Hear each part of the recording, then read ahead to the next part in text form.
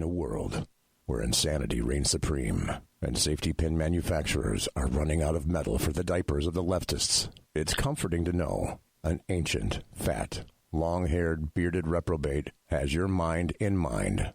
Ladies and gentlemen, boys and girls, children of all ages, broadcasting behind enemy lines in occupied California, and despite every attempt by the SHR Media Network to revoke his shameless contract, we return to the bloviating Zeppelin's Berserk Bobcat Saloon.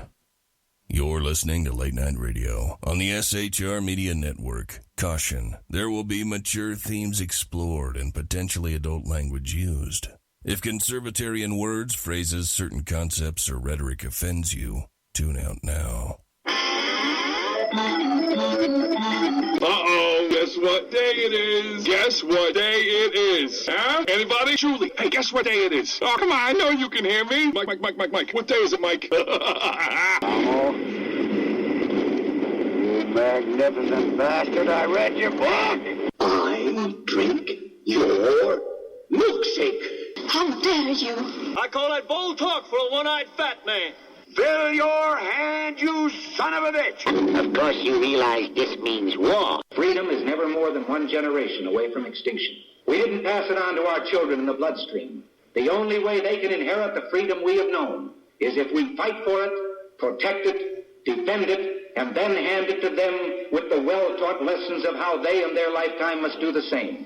And if you and I don't do this, then you and I may well spend our sunset years telling our children and our children's children what it once was like in America when men were free.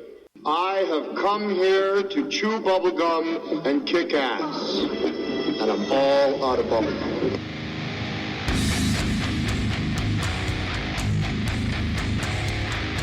Good morning, good day, good evening. It is the show. It is Thursday night, March the 11th, year of our Lord 2021. Got two guests here tonight.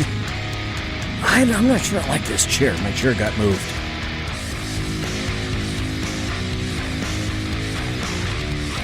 Ladies and gentlemen, boys and girls, children of all ages, welcome to the bloviating Zeppelin's Berserk Bobcat Saloon radio show, where I'm broadcasting behind enemy lines in occupied California, always spelled over the K, mere 2 miles east of the locus of evil, on the entire left coast of Bill Mill, the belly of the beast, the Capitol building in downtown Sacramento at 10th and L Streets, and at the end of the show, when I exit the plush, resplendent, sumptuous, and palatial SHR Media studios, I'll be smelling the odoriferous stench of sulfur, brimstone, and evil emanating from downtown Sacramento.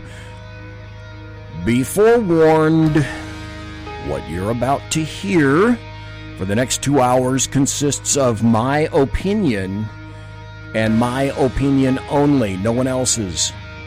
The Saloon is serving stiff drinks, facts, history, logic, rationality, proportion, context, tradition, intent, and common sense out the front and the back doors, depending on the fear porn quotient, that is. Also, you got to remember this. Hey, stop that. Oh, now why am I hearing this? My board is messed up. Okay. Or the earphones are messed up. In any event, you're here in the saloon tonight. And, oh, I know why. Have I got this? Yeah, I got that going through. Okay. In any event, I have two guests here tonight. One is Lonnie Poindexter, and the other one is Jack Alexander. Jack is going to be here at the bottom of the hour because right now it's summertime. This is weird. I think I've discussed this before. It's summertime in Australia, the exact opposite of right now in the United States of America where it's winter. So he takes his kids to school and picks them up because it's awfully hot right now. And so we think of March awfully hot. What the hell are you thinking? Well, it's Australia and everything is reversed. Remember, when the water drains down the toilet here in the northern hemisphere, it circles the drain the exact opposite direction in the southern hemisphere. And a lot of people are thinking to themselves, self, because that's who you call yourselves, I don't believe that happens. Well, it's called the Coriolis effect, and I had to learn that with regard to taking a helicopter flight school. If you were listening this past Tuesday night, I began to take helicopters flight school, and then I didn't complete it, and blah, blah, blah. There's a lot of other stuff that went with that. Hey, if you go to and you think of it, if you're on Spreaker right now, folks, do me a grand favor and hit share on this. You can't hit Sonny. He's not around. He died in a skiing accident. But hit share. And then if you're watching me on Facebook Live, hit share on that, share and share and alike. And also if you happen to be watching on the YouTube channel, the SHR Media YouTube channel, share there as well. Sharing is caring. When I worked sex assaults, if you said something similar to sharing is caring, that was the nice way of saying, F you. Well, anyway, having said that, I have Lonnie Poindexter here tonight. Jack Alexander is going to be here at the bottom, and there's so much stuff to talk about. Oh, my God. Lonnie, are you there, sir? Yes, I am, brother. I am here, and thank you again for inviting me to the Saloon, man. Always an honor and a pleasure to be amongst my brethren. It is always, again, a pleasure to have you, sir. There's so much going on, I almost don't know where to start. And actually, I do know where to start.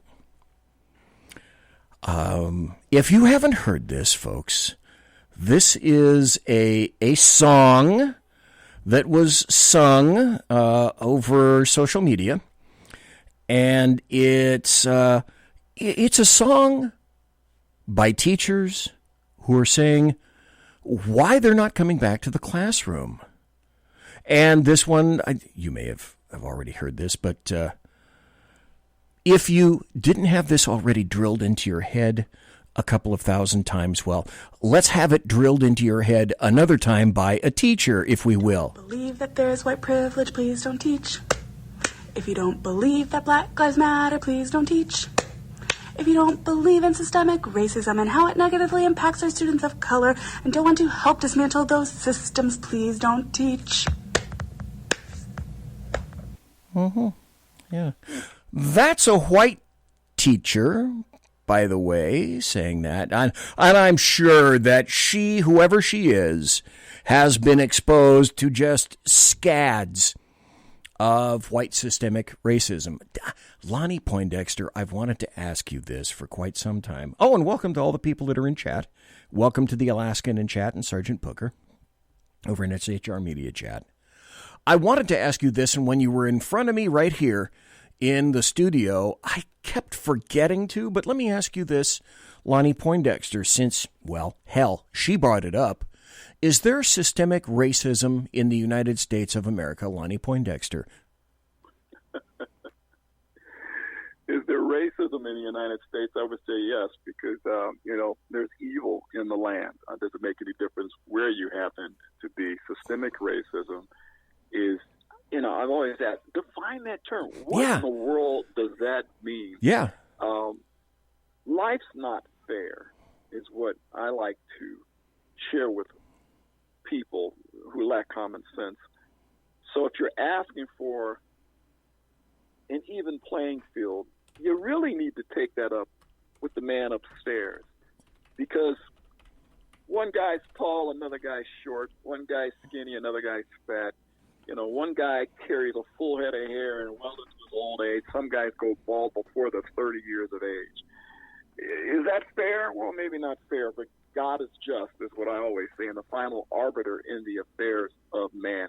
Systemic racism is a new catchphrase that is used by the left and by left-leaning black folk to justify victimhood in their mindset.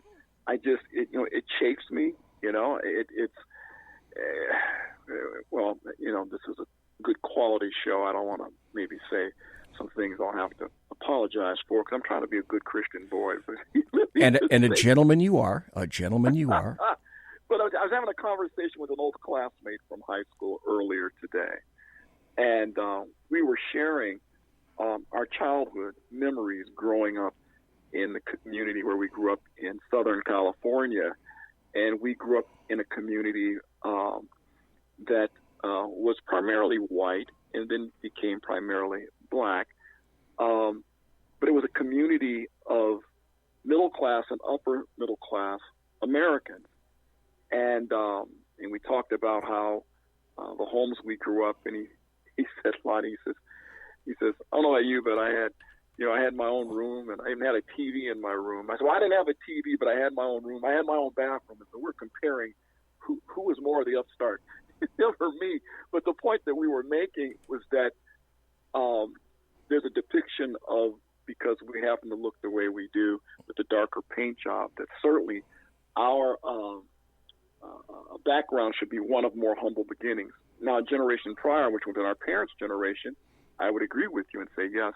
But certainly, right. We had advantages that, let's say, other people didn't have. And here's the kicker. We had advantages that even some of our white brothers didn't have, you know.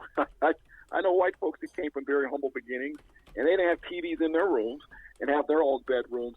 And so this thing of systemic racism asks to say that we, because we have the darker paint job, can't possibly succeed, is why you have an American biracial woman married to British royalty sitting in front of TV cameras being interviewed by a billionaire who happens to have the darker paint job, and they're complaining about, oh, how rough life is for them.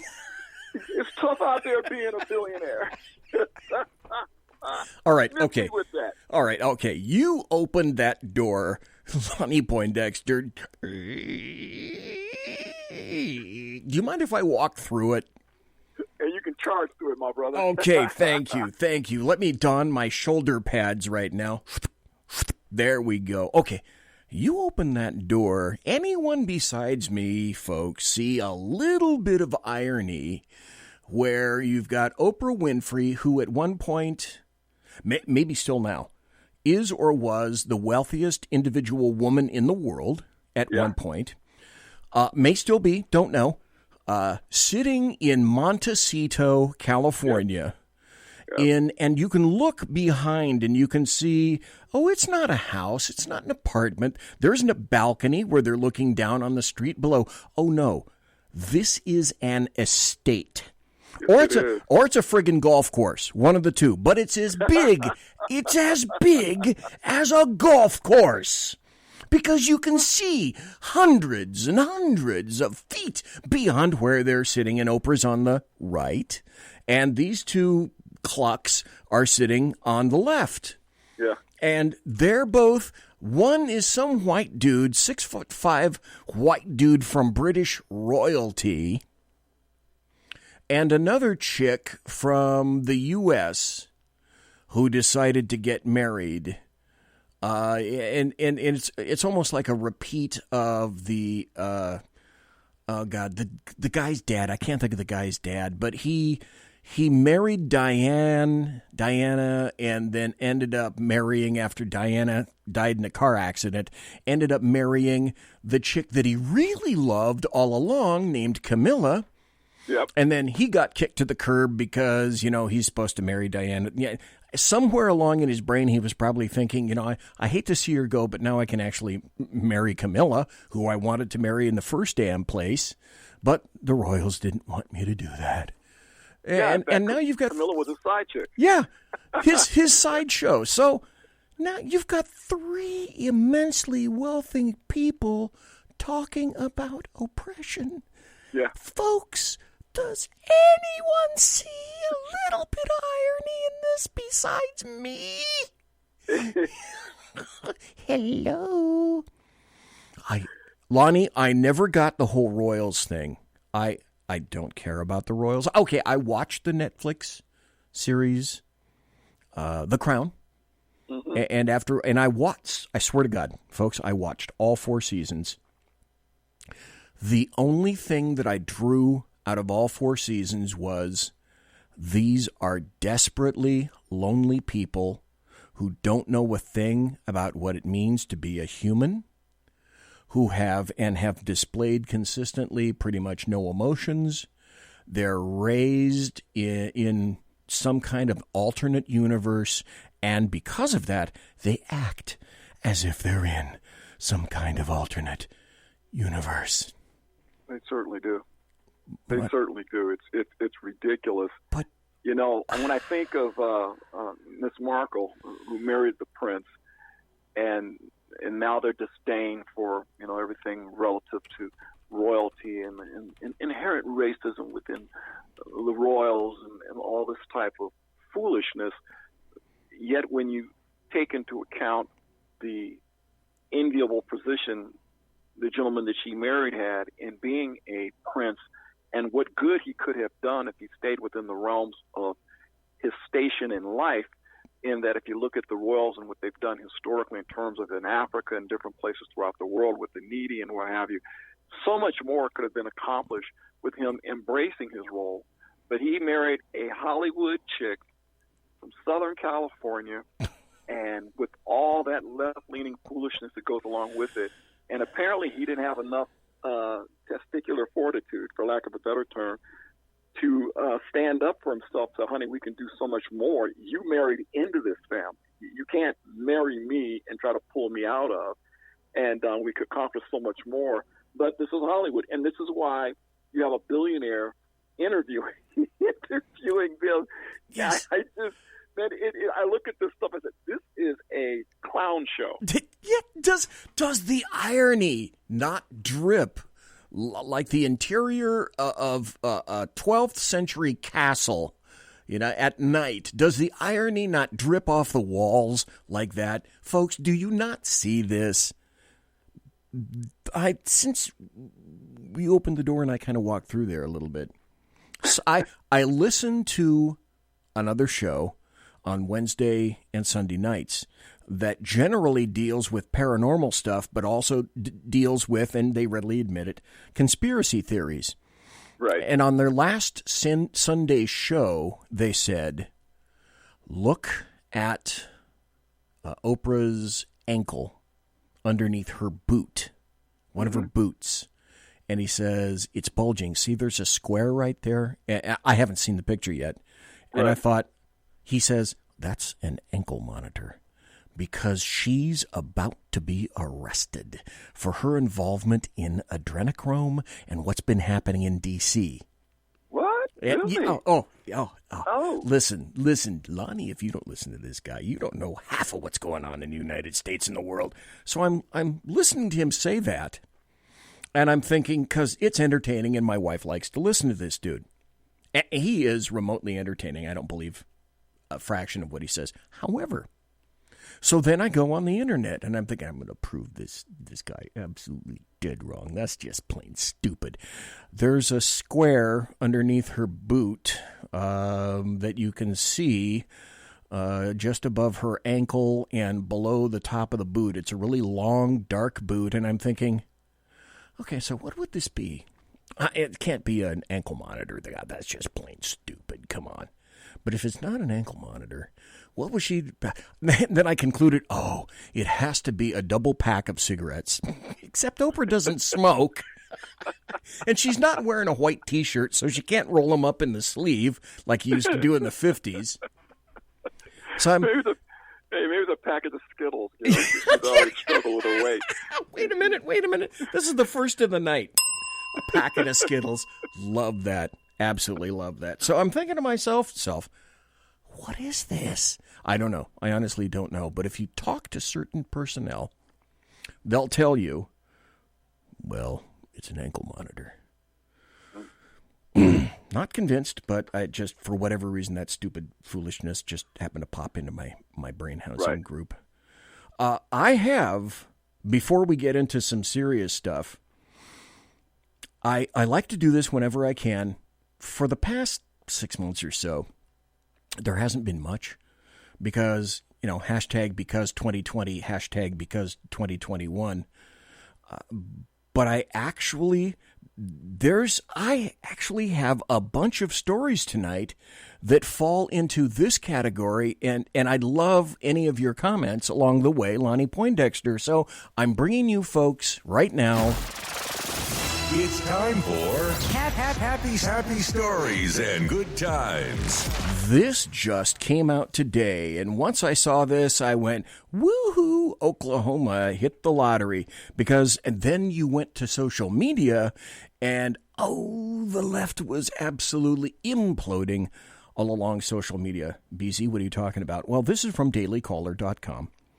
Headline goes something like this. Oklahoma passes bill to grant immunity to drivers who hit rioters engaging in violence. My first thought was, like Scooby-Doo. So this is what it says. The Oklahoma House passed a bill. It was yesterday, that extends punishments for rioters and grants immunity to drivers who injure or kill someone while fleeing a riot, USA Today reported. So on its face, there's a little bit more. HB 1674, introduced by a Republican named Kevin West, allows prosecutors to charge rioters with a misdemeanor for interfering with traffic and endangering drivers. Okay, I get that concept. But if passed, though, motor vehicle operators are not going to face criminal and civil charges for hitting a rioter, with this caveat: if they were fleeing for safety or exercised due care at the time of the injury or death. The bill defines a rioter as anybody committing violence or robbery during the protest, according to Courthouse News Service. Rioters can face a criminal charge and imprisonment. If any murder, maiming, I think this is from the bill directly, if any murder, maiming, robbery, rape, or arson was committed in the course of such a riot, such person is punishable in the same manner as a principal in such crime, the bill text says. Such person shall upon conviction be guilty of a felony punishable by imprisonment. But then it also makes the next obvious logical step is you generally have to be in fear of your life, and people are actually actively attempting to remove you from your automobile. The first thing that I thought of when I saw this, and I watched this live. I don't know where you were, Lonnie Poindexter. I was picking up my partner when I was working warrants, and two of us would work an unmarked car. And I was picking up my buddy Roger, and we saw at his house the L.A. riots unfold.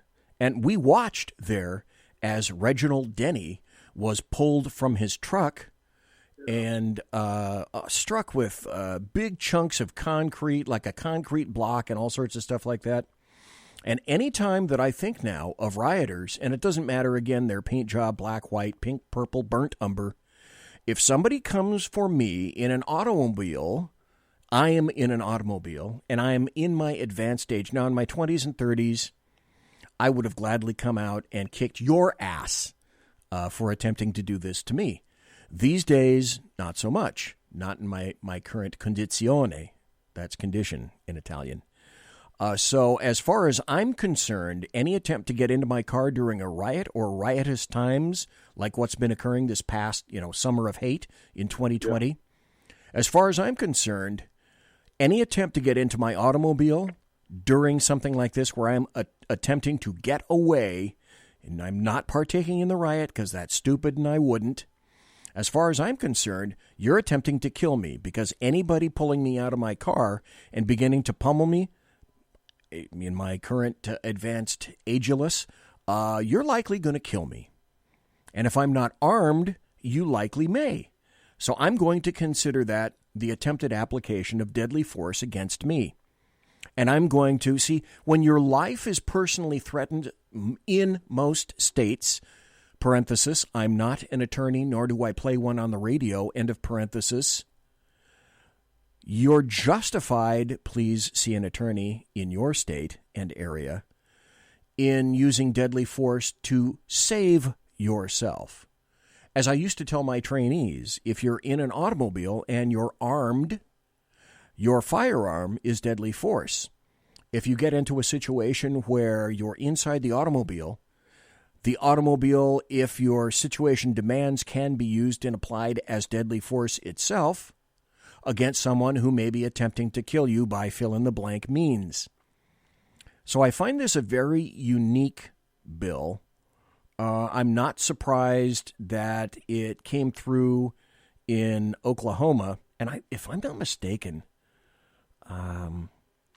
Lonnie, maybe you know better than me, Oklahoma did do this, and I think Florida either attempted to or recently passed a similar bill to protect drivers who were attempting to get away from rioters, with the intent, of course, being, and it's applied very sparingly and specifically, I would guess, that it has to be clear that people are attempting to pull you out of your automobile and that you're attempting to flee and you are not partaking in the riot yourself. Any thoughts about that, Lonnie Poindexter? Is Oklahoma moving in, and or Florida, moving in the right direction in something like that? And or, folks, ask yourself, Lonnie, ask you, anybody listening, unless you're 20 years old and an MMA artist, and a passel of individuals, forget the paint job, is attempting to surround your car, move it, break your windshield, break your windows, in what would appear to be a logical, clear-thinking individual, pull you from the car, and they're not going to shake your hand. Would you feel bad about trying to put it in D for drive and skedaddling, or would you just sit there and take it? It's so funny you mentioned this. With a couple of things come to mind. First of all, is a word, and the word is common sense. This sounds like common sense legislation. Yes. To deal with an issue that has become prevalent across the country with this season of letting individuals run amok and hurt innocent people. I remember exactly where I was when the incident happened in Los Angeles with Reginald Denny. I remember that intersection well because I traveled through there upon occasion over the years because I grew up in Southern California, and to see that man yanked from his vehicle and beaten literally half to death was chilling to say the least. It was. It was chilling, and so I was actually working in South Orange County in the technology industry, and I remember the fear that it put forth through all of us, in particular my coworkers who happened to have the lighter paint job, because we all worked in sales and marketing, and so we were typically driving throughout the greater part of Los Angeles for a living in terms of meeting clients and what have you. And the other thing that comes to mind is I remember back during my high school days and boys being boys, me and two buddies decide we were going to tool up to a high school in an adjacent community to where we grew up because we heard they had really good-looking girls there. So Winner? We drove one of them. I did not have a car yet, and the other gentleman that was with me that was riding along, we hadn't had cars yet, so there was an older classmate who had gotten his license, and his parents had just given him a 1965 Buick Riviera. It was mint condition. Oh. And so he was driving. Beautiful. And so we drove up to toward the high school, and before we got there, we ran into a pack of ne'er-do-wells, otherwise known as gang members, that recognized us as not being from that area. And several words and so forth went forth toward us as they recognized us. We're at a stoplight at an intersection. And let me just say, one of the individuals wasn't Tookie Williams, but one of his peers who was equally as ferocious and deadly as Tookie was back during his prime in the latter part of the 70s. So long story short, we immediately realized that we were in the wrong part of town at the wrong time. We didn't think this through. And so these guys surrounded our automobile. I will never forget this. Now, I'm just a little punk kid. I'm 16 years old, sitting in the car, broad daylight, at an intersection, surrounded by gang members. We're not gang members. They were gang members, but they knew the high school that we were from. They had several choice words for us. They were calling us. And so it got testy as we're sitting at the light. Traffic's going back and forth. People are crossing the crosswalk in front of the automobile.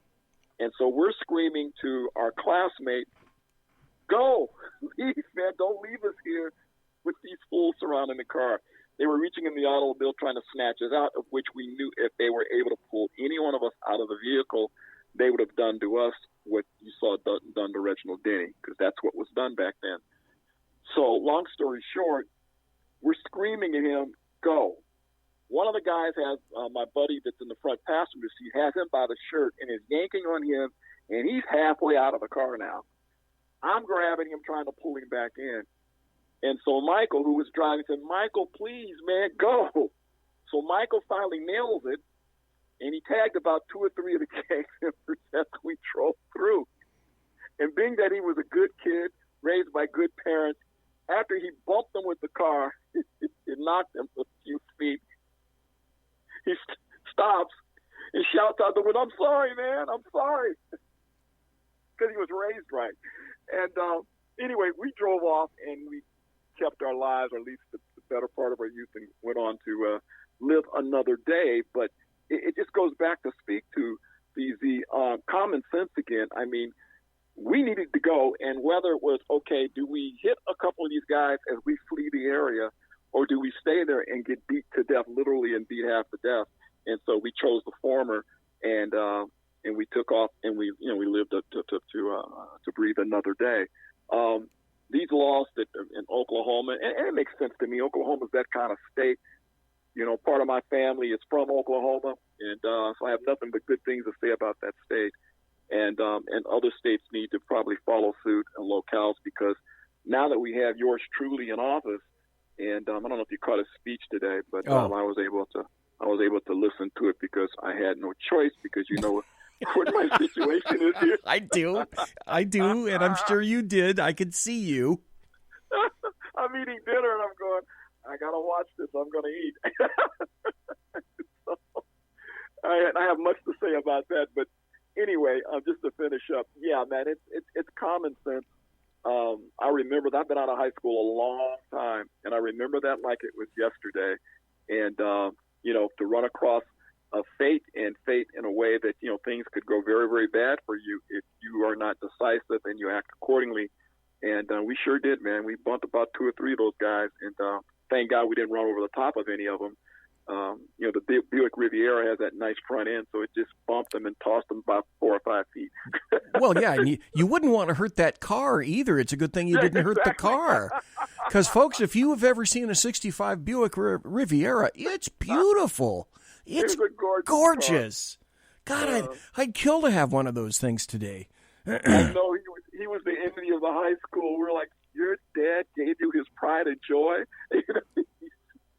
What kind of grades did you get? And so we were to drive on through there. It's interesting. Another interesting story tied to that. The guy that was the one of the gang member leaders was a guy named Jamal, and Jamal was, he was like Godzilla, just like Tookie was in Los Angeles during that time. And these guys would get arrested and get locked up, go off to prison or jail, get let out, and they look like the Hulk when they come out of there, right? Because they lift weights. And so I had heard through a friend of mine that went into law enforcement, one of my classmates, who gave me some stories that he knew firsthand about Tookie Williams and Jamal. Well, Jamal, praise God, it must have been his grandmother or his mama or somebody in the family praying for that boy. So he had a spiritual renewal while he was locked up, whatever the other time was, because he was in multiple times. And he came out of prison, and he had found Christianity. So as the story goes within the church community in the greater Los Angeles area, is that Jamal knew Jesus now. As we're all, thank God, because he was terrorizing us through our entire childhoods, right? So he knew Jesus. But here's the caveat to that. He loves the Lord now, and he's sharing the Bible with everybody. And if you meet him on the street, he's still, Herculean and huge as a weightlifter and a bodybuilder. But he knew Jesus now, so he would talk to people doing outreach in the community about they need to come and know the Lord and know Jesus like he did. The problem was he still had some of his old gangling days in terms of his attitude. And so if you did not come to Jesus by him witnessing to you, he would get mad and beat you up. Everybody was suspicious from that. Are you serious? Lonnie, he hadn't learned that part yet, that, if they don't come to Jesus, you got to pray for them and let them go like they did him. He would get mad and he would beat you up. So that's my story about that time of my child. I was a 70s kid, so, I grew up in the latter part of the 70s in Southern California. That's right. You're thumping courtesy of the Lord. Yep. It doesn't get any better than that. Hey, for folks that don't know who Tue Williams is, he basically was the leader of the entire Crips gang. Dude was born back in 1953. He died in San Quentin in 2005 at the age of 51, eradicated, I believe, but by one of his own similar individuals. Stanley Tue Williams was about as wide as he is tall, and he had what is a classic CDC prison bodybuilder's build. Is from the waist up, he was huge, because bodybuilders in the joint don't do anything with the legs. So he was a massive, massive dude. He was a street monster. So that's who Tue Williams is. I'm about 5 minutes late. We're going to do this and be right back. I'm BZ. That's Lonnie Poindexter, my co-host for tonight, and you're in the saloon right now. Come on back. Conservative media done right. You're listening to the SHR Media Network. Hey, are you guys listening? This is Shannon from Right Way with Shannon and Mike in the AM on SHR Media. I know you've been wondering where we are and what's been going on. Well, folks, that's right. We're back. So please join us 7 to 9 a.m. Monday through Thursday on SHR Media, on Spreaker, iHeartRadio, and Spotify, and Facebook Live at 11 a.m. on Right Way with Shannon and Mike in the AM at Facebook. You don't want to miss a minute. We've got lots of guests, lots of segments, and lots of interesting things. And let's face it, there's nowhere for you to go, so you might as well tune in. Again, Right Way with Shannon and Mike in the AM. We're back live on the air on SHR Media, 7 to 9 a.m. Monday through Thursday, audio and Facebook Live, audio and video. Yes, we are going to do video. Facebook Live, Right Way with Shannon and Mike in the AM. Hope to see you soon. Unleashed Jeremy Hansen, the most explosive pro-American podcast on the planet. Pro-MAGA, pro-Trump, pro-conservative. Come join the resistance. Fight for what really matters in America. 5 p.m. Central on UJHLive.com, Spreaker, iHeartRadio, Pandora, or MAGAbook.com. Come join the resistance and fight for America. Unleashed Jeremy Hansen.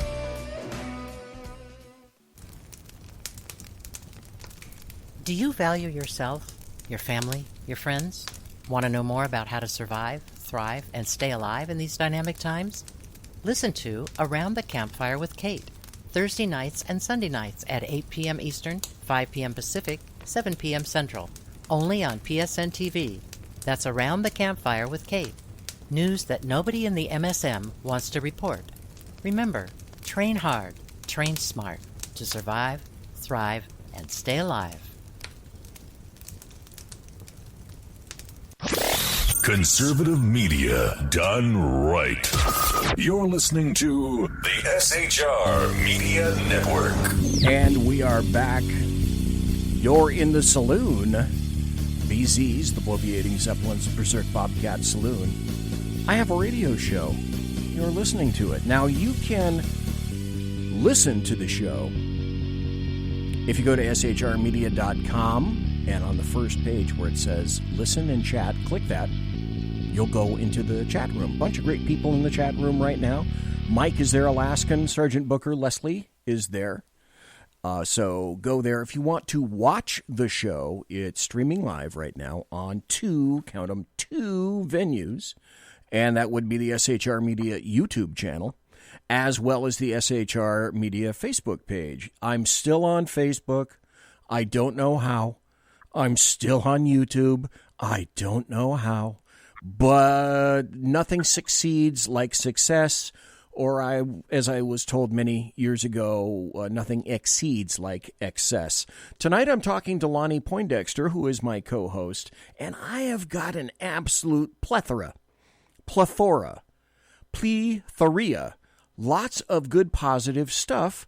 And also, Jack Alexander is here with me tonight. Jack, are you there, sir? How are you doing, BC? Hi, Lenny. Excellent. Lonnie, this is BZ. Lonnie, this is excuse me, Jesus. All right, back up.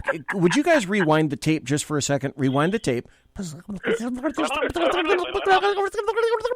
Okay, play back the tape. Okay, Lonnie, this is Jack. Jack, this is Lonnie. Shake hands and come out fighting. All right. Jack, how you doing, brother? So thanks for being here tonight. Now, I asked Jack to be here for a very specific reason. I want to go through the happy stories first before we get there, because something unique happened to Jack. I don't want to Bigfoot his story, so I won't tell you what it's about, because we'll get to Jack to do that. Jack, basically we did is Oklahoma passed a law that said essentially if people are trying to pull you out of your car, you can go and run them over. So because it's the beginning of the second half hour, just to remind people what we're into right now, it's this essentially. Hello, producer. There we go. It's time for happy stories and good times. So here's the second story that falls under that, and we're gonna make these bad boys fall like cards, crazy. This is from ABC News. Texas federal judge rules CDC's pandemic eviction moratorium is unconstitutional. And perhaps at first glance, people may be thinking, wait. Let's see. A federal judge has ruled the U.S. Centers for Disease Control and Prevention's pandemic eviction ban is unconstitutional. The CDC's pandemic eviction ban. Anybody see a problem with that besides me? Lonnie? You Jack? think? Since when? I mean, when did the CDC become a law enforcement agency? Exactly, thank you. Because when I watched this story on TV and then read social media about it, people were saying, well, people shouldn't have to pay their rent. Okay, but since when does the CDC create laws? So this is a federal judge actually doing the right thing. This also, that's a cool story. Next story. Oh, the places you'll go and the things you'll do. This might be a problem with a capital P, and that rhymes with P, and that stands for pool. This is out of Fox News. Manchin says he'll never change his mind on the filibuster. Progressive Democrats see the filibuster as an outdated relic. Well, what does that mean? The Democrats occasionally have their own version of, like Jeff Flake, and I can't think of the newest dummy that is now a rhino. But, think Jeff Flake, think Mitt Romney, think John McCain, that sort of thing. The Democrats kind of have their own equivalent. One of them is Senator Joe Manchin from West Virginia. So a lot of people are saying this, and I find this interesting. This is where I'd like the two of you to weigh in. They're saying right now, Joe Manchin might be the second most powerful politician in the U.S. because he was asked if he would ever waver in his support of the procedural tool known as the filibuster. And he said, never. He said, never. This is a quote. Jesus Christ, what don't you understand about never? Meaning, he's never going to go for the removal of the filibuster. How hated is that guy right now, do you think, Lonnie? You know, I'm thinking that if he happens to go out for drinks with any of his brethren, if they order a drink for him, you better have somebody do a taste test before he consumes it, because I think he's put himself square within the crosshairs of those who, well, let's just say they don't have our worldview. Oh, no, it's like, dude. Number one, I'm really glad for that federal judge with the CDC ruling, and Joe Manchin about that. There are actually a bunch of good things that are occurring these days, which is why I want to bring this to the forefront. But Joe Manchin, it's like Murkowski and Susan Collins. They can generally be counted on to side, not necessarily with Republicans. Manchin either has his own huge problem within the caucus, or he really is the number 2 politician in D.C. right now, right behind Pelosi, because like all those 5-4 decisions when Kennedy was the breaker, the slayer of dragons and the breaker of chains, Manchin might be the dude upon which every vote counts now, even including Cammie Harris, who's sitting in the VP seat. Yep. So this could be a bit of a cat turd in the punch bowl for the Democrats these days, gentlemen. Yeah, I think this judge is only marginally liked marginally more than Donald Trump at the moment. Yes. That's true. Anyway, I see some interesting times for Manchin, and the reason I bring this up under Happy Stories is, folks, again, what did Rush Limbaugh had a quote that he used to say every once in a while, and I would care to echo it. I don't know the exact quote, but I'll paraphrase something like this. Do not despair. Folks, when you think it's time to despair, stop, take a breath, stand back, and get the big picture of it all. It's really easy to say all is terrible, everything is rotten, and we are all doomed. But the reason that I bring Happy Stories to everybody is a reminder of, no, that ain't necessarily the truth. That isn't necessarily the truth. And I would submit this as well. The Democrats and the leftists, ably abetted by the propaganda arm of both the American media maggots, are in what I call PSH right now, which is pants-shitting hysteria. The reason for that is 2022 and House elections are next year. Yeah. Next year. And the reason you're seeing all of this insanity right now from them is they only have a slight window into which they absolutely must shove all this crap, or potentially by next year, all is gone. So they either remove the filibuster right now, stack everything, shove as much junk through as under executive orders as humanly possible, which is why you're seeing all this ridiculous stuff getting shoved through. Or, Lonnie and Jack, am I absolutely wrong on that? I think you hit the nail on it. Yeah, exactly.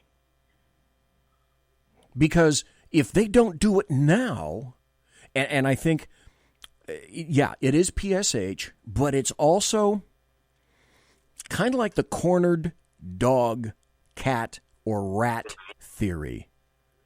Nothing is more frightening or potentially dangerous than an animal that is cornered. And I would submit to everybody right now, the Democrats are cornered animals. And just when they want you to think that they are in total control, There is nothing that has been left to chance. They are operating not from common sense and not from a sense of I'm doing what's right for America. They're operating under the massive umbrella of fear. They are fear biters. And I think they're really pushing this at the moment to get as much of this craziness through. So, not if, but when Joe Biden loses the last of his marbles, and let's face it, there ain't too many of those left. No, they can turn around and say and campaign on the idea. Well, they can blame it all on Joe Biden as if they had nothing to do with it. That was Joe Biden's fault, and he's now not in the picture. They'll force him to step down and think they can sweep all of that manure that they're concocting out the door with Joe Biden. So they're trying to get all the shit in that they can. Well, as I've said, it's because their window of opportunity is so relatively small right now. And though you may not think so, folks, as I indicate, don't despair. All is not lost. Lonnie Poindexter, I don't think you feel that way. All is not lost, is it, Lonnie? Well, you know me, guys. I'm a eternal optimist. And so I'm always seeing the glass as half full as opposed to half empty. And so, no, all is not lost. I have fortunate enough to have some people a lot smarter than me that I spend time around, gentlemen like yourself, BZ, and my new friend from down under as well. And when I talk to those folks smarter than me, and many of them are clergy, because I figure there's always a spiritual component to whatever's taking place. Right. And they pull me aside and say, you need to understand how God does things. And right when you think it's all going to hell in a handbasket is usually when you see him move, and he moves in a way that causes those who have evil agendas to, and always accuse, whatever they're accusing us of is the thing that they're doing, right? Yes. That they get exposed and their tomfoolery gets completely exposed. And so I think that you hit the nail on the head, both you gentlemen, as you speak on this particular point here, and that's what encourages me, because they are emboldened because they think that they have it all lined up and all worked out, and it's going to go the way that it's going to go, including, and I'll just touch on this for an instance, because I was watching the speech today, and the thought that came to me is what this guy's really saying is there'll be vaccines for everybody, and then what he's really saying is vaccines for everybody, if you get my drift, and you're going to have to line up to get indoctrinated, if you will, with the vaccination. Because it's all part of the agenda. This thing comes back to something somebody educated me on, which is the Great Reset. And I know you gentlemen are familiar with that. Yes, sir. With that term. Mm-hmm. And it's all part of that. And so do we just sit back and have to take it? Or if Common Sense America, those of us that have our particular worldview,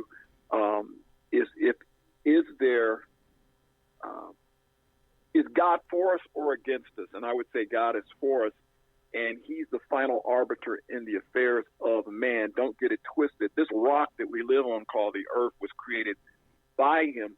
We don't own nothing. We just rent space on it. And so if we continue to do what we're doing, like your show, BZ, and I can't speak highly enough about your show and also SHR Media and the valuable tool that it has been in getting common sense information out to people so they can understand what's really going on. We win in the end, as the good book says, but we also we will win most of the big battles as well as we trudge on toward greater victory. So I guess I'm sounding like a preacher on a soapbox right now behind a pulpit, but that's how I see it. So I'm excited and I'm very, very optimistic. Well, if Jack, you talked about this. This is kind of your watch phrase, if I'm not mistaken. These elections since 2016 and beyond, particularly now, aren't just about Republicans and Democrats. Right. Because frequently there isn't a damn dime's worth of difference between the two. And I'll get to a story on that a little bit later on tonight, I hope, if there's time. So, in my opinion, and it's no shock that I believe in God, this is for the soul of America. This is for the soul of man, capital M, capital M. This is literally good versus evil. Sometimes things really are this clear.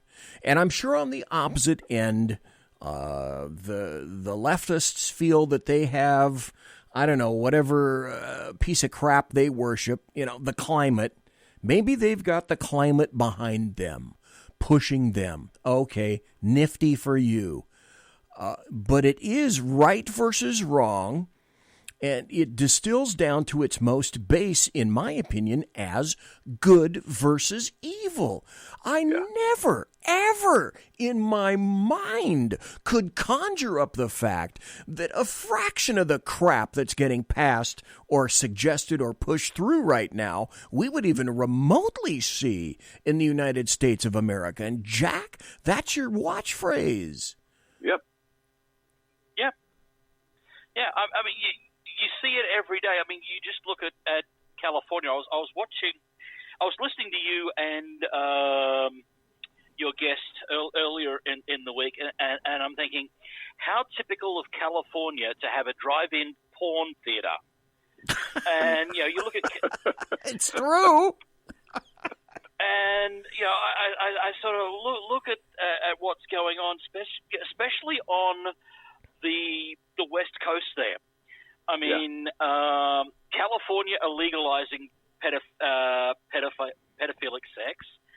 I think it was Washington State have now legalized the recreational use of Class A contraband narcotics, heroin, cocaine, all that sort, methamphetamine, all that sort of stuff. And they just keep pushing the limits that there is no end to the depravity. The Democrat Party, as I said on one of my shows this week, is the party of dangerous, despotic, depraved individuals, and that's their goods that they're selling. They're selling depravity. They're selling dangerous ideologies, which history has already shown doesn't work. They're not. We keep asking them. Point out one socialist nation that has been successful, and they say, they'll pick somewhere like Finland or somewhere like that. No, it wasn't successful. They've gone back to a more capitalist. Right, and they're not exactly socialist. They'll tell you they're not socialist. It's like very frustrating. And every time I hear a Democrat drop the D word when they're talking about the United States, I want to pick up the thickest copy of the Constitution I can and bitch slap them 6 ways from Sunday and then hand it to them and say, show me where in this hallowed document the United States is described as a democracy. I've looked. I can't find it. But hey, I'm dyslexic. I might have missed it. So here's your chance. Even on my show, I offered up to give $500 to any of the Democrat political campaigns in the last election cycle, $500 if they could point out where in the Constitution the United States is a democracy. You know how many took them up on that? I still got the $500. You did. Put it that way. You did. You actually did it. Number one, oh hell yeah, I would collect. Quite frankly, I'm surprised they paid. Well, they say that where it says we're a democracy is in the same part of the founding documents where it says that there's a separation between church and state. Right. Exactly. Oh. Yeah, that's another one. Bingo, that's it. Yeah. Hey, folks, I got to take a break. I'm BZ. Jack, hang on just for a second. It's Jack Alexander. It's Lonnie Poindexter. It's BZ. You're in the Saloon. Be right back after this. Come on. You're listening to the SHR Media Network. Why can't I get a producer? Jeez. It is he that is me, bringing perspective from across the sea.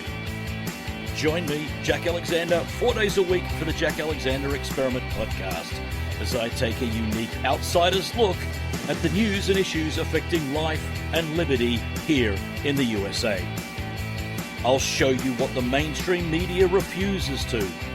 Politics, border security, defense, healthcare, travel, nothing is off limits. Catch the Jack Alexander Experiment podcast each Monday to Thursday on Facebook, YouTube, and everywhere good podcasts can be found. Also, check out the website, www.jackalexanderexperiment.com. It's your business diva here, Melanie Collette.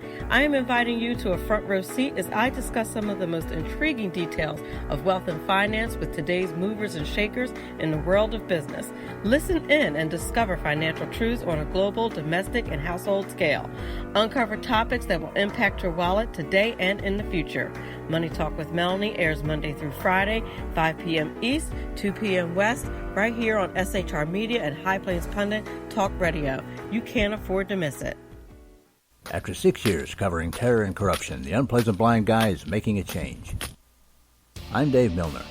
Join me on Spreaker and YouTube through SHR Media and on the Western Free Radio Network as I team up with Jeff Mitchell, host of the English Defense League radio show on blogtalkradio.com.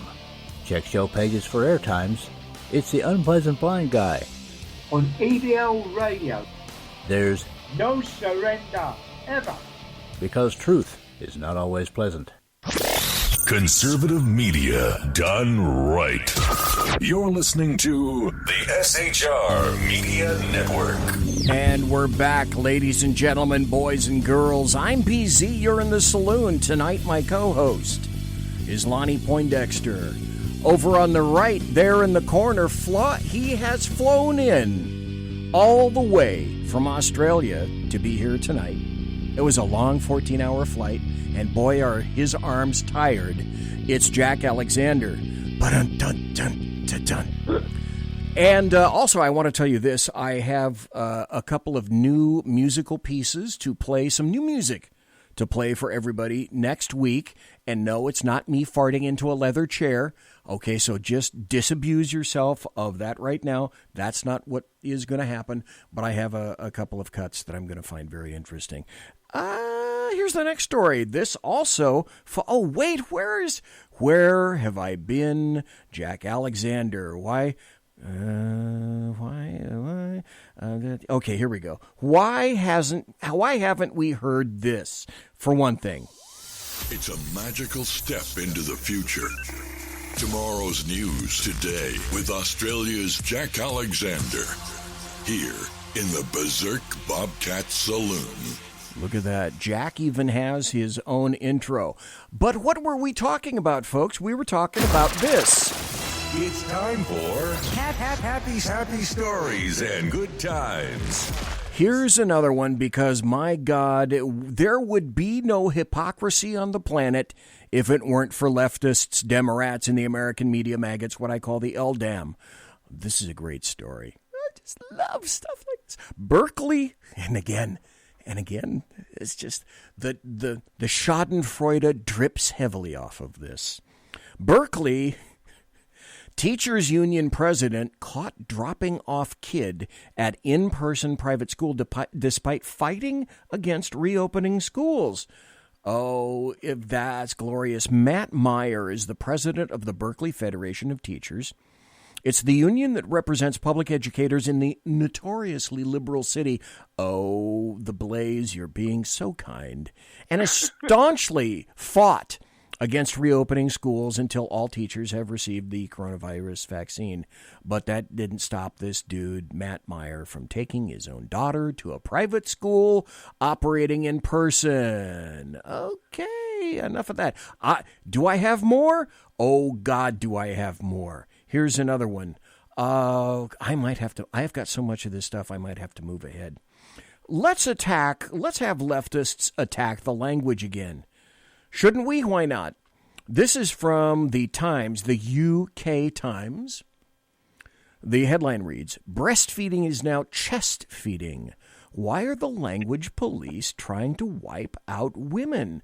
To placate the angry, vocal few, one sex is being written out of the lexicon." And then the author of this says, "It must stop." When designing the Constitution, America's founders feared democracy's natural pitfall, the tyranny of the majority. Well, weren't we just talking about that, guys? Democracy versus a republic? The United States of America is a constitutionally federated republic, a CFR. I learned that from Professor Michael Jones, a constitutional scholar, whom I've had on the show quite a number of times. The creators were leery of the ignorant masses, and originally voting was pretty much restricted to landowners, but a competing danger, the tyranny of the minority, is arguably worse, at least when majorities tyrannize, a large number of people get what they want. So in the West's, and you'll notice this is in the West, in the West's current frenzy of inclusivity, it's often majorities whose wishes are at risk of being ignored. Most recently, non-trans people, and in particular, women, if you can still use that word. So now, in the UK, to be more inclusive, which is actually exclusive, breastfeeding is now chest feeding. Any brief comments, Lonnie and or Jack? Because there's so much I still got to move on. But any thoughts, either of you two spectacular gentlemen? Well, I had to chime in when you said that breastfeeding has been redefined as chest feeding. You can't write this. You can't write this. You can't make this stuff up.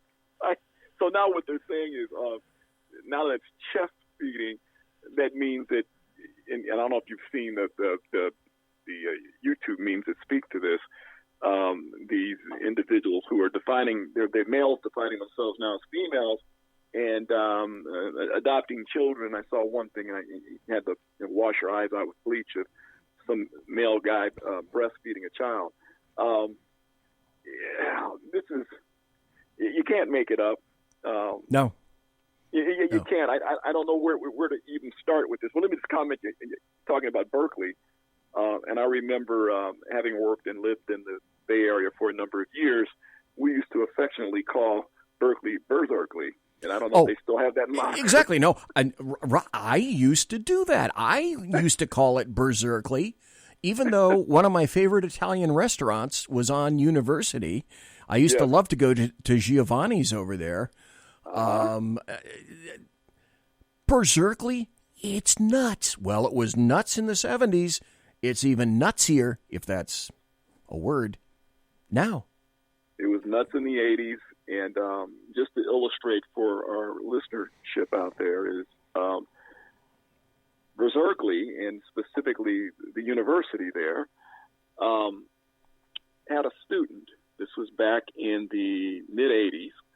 You might even remember this, BZ, who decided that he was going to attend school butt naked. I mean, no, I missed that one. So for the better part of semester or a good portion of his, because he was a freshman or a sophomore, if I remember, liberal parents, obviously. Right. He decided that he was going to class butt naked because that's how he wanted to express himself. Right. So he did that, not one day, ladies and gentlemen, not 2 days, not a week. He did this for an entire portion of the school year, and the leadership at the university were at their wits' end trying to figure out how to deal with him because they did not want to squash his individuality and all the things that go along with this kind of crazy mindset. So here's what they came up with. I will never forget this.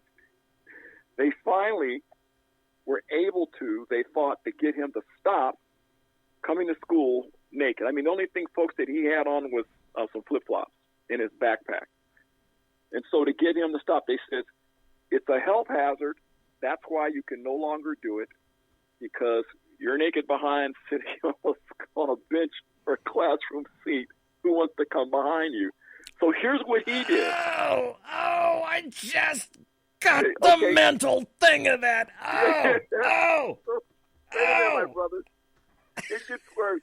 So his response to them was he started wearing a loincloth, but it only covered his backside. His frontal area still completely. So when he would sit down, there was a piece of material between his butt cheeks and the chairs. Only can happen at Berserk. That's how they roll there. Oh my God! I'm sorry. I apologize because I don't have a producer. I'd forgotten that I have this too. As a matter of fact, Tales from the You Can Write This Shit department, graciously presented by BZ here in the Berserk Bobcat Saloon. Because quite frankly, as we all know, you can't write this shit. You can't. It's just, I say this so many times, and sooner or later, I guess I'm going to have to stop saying it. We used to say this about once every month or so. Boy, you can't write this. And then it got to be once. Now it's every day. It's every damn day. Here's another happy story. Well, before you go into that, I think I should link in my little story. Okay. Because it's so closely related to all of this. Now, as some of the listeners know, I'm going through some health problems at the moment, and I'm in and out of hospital tests and the doctors and whatever. I get sent for an X-ray this week. Oh, this is perfect. This is the perfect time for that, Jack. Thank you. Wait. This is the perfect time. And this. Yes, exactly. So I hand the referral over to the gay Muslim man that greeted me at reception, which was ironic in itself. Yeah, just a hair. And it turned out he was also going to be my X-ray technician. Okay. So we, finally, calls my name. I go in after waiting probably 10, 15 minutes. And like they do when you give blood or, have an X-ray, name, date of birth, address, that sort of, all of those usual patient identifiers. And then the clanger dropped. Do I self-identify as a woman, and do I believe that I am pregnant? Because I wouldn't be able to have the X-ray if I'm self-identifying as a pregnant woman. Okay, now, the first time you told me that's one of the reasons that I wanted to have you here tonight, Jack, is because you told me that, and it took a couple of seconds for me to digest and process what you just said. But having known that's what you were going to say tonight, in the interim, I thought, well, wait a minute. Couldn't this backfire?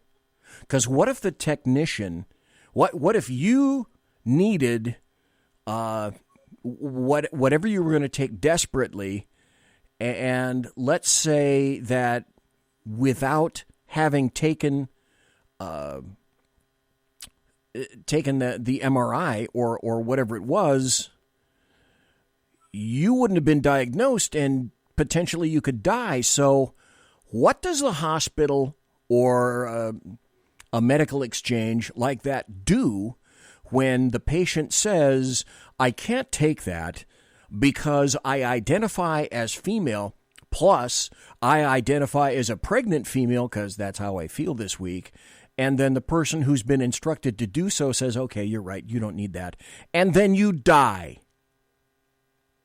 So then what do they do? How stupid is this? Does no one think beyond an inch beyond their nose? That's just stupid. And they're going to kill people. Needless to say, I made it very clear to him that he should have understood doing biology classes. I'm quite sure X-ray technicians have to pass some sort of tertiary level biology studies.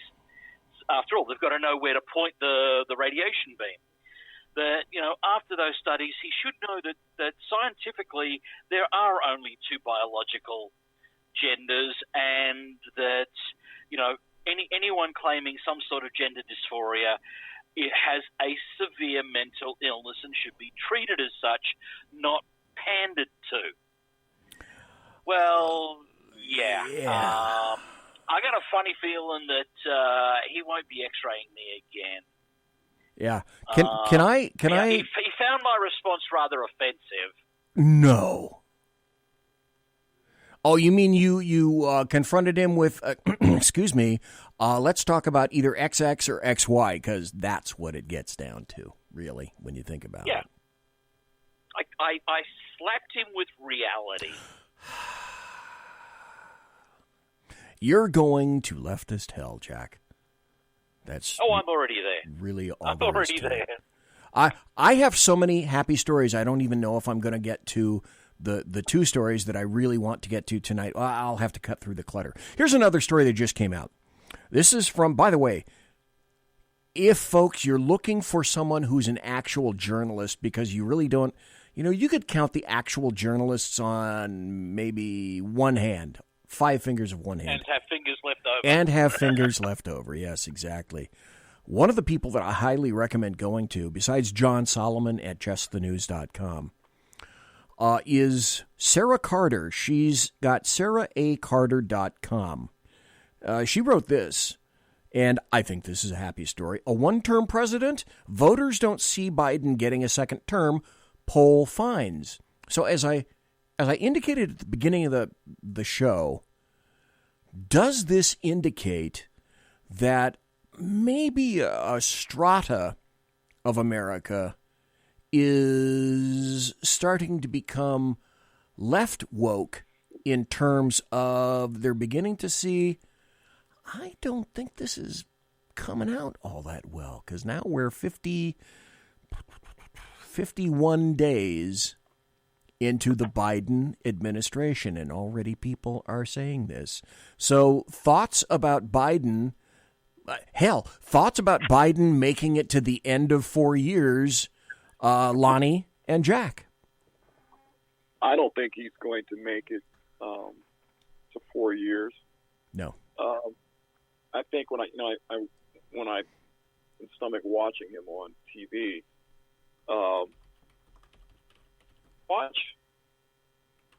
watch his eyes, and they're usually a good indication of what's going on or what's not going on with someone.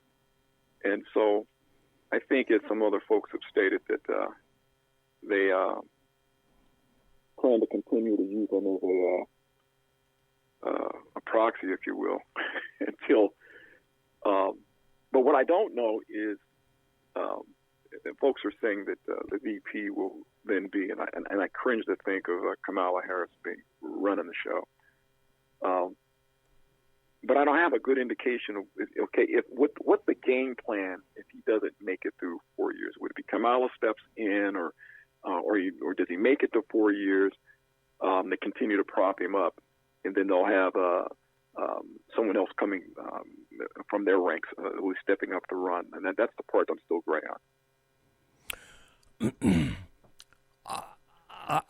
I shouldn't have to say this, but I think it's so obvious, and I pre-qualify by saying, obviously, come on, folks, I'm not a doctor, but I'm also not stupid.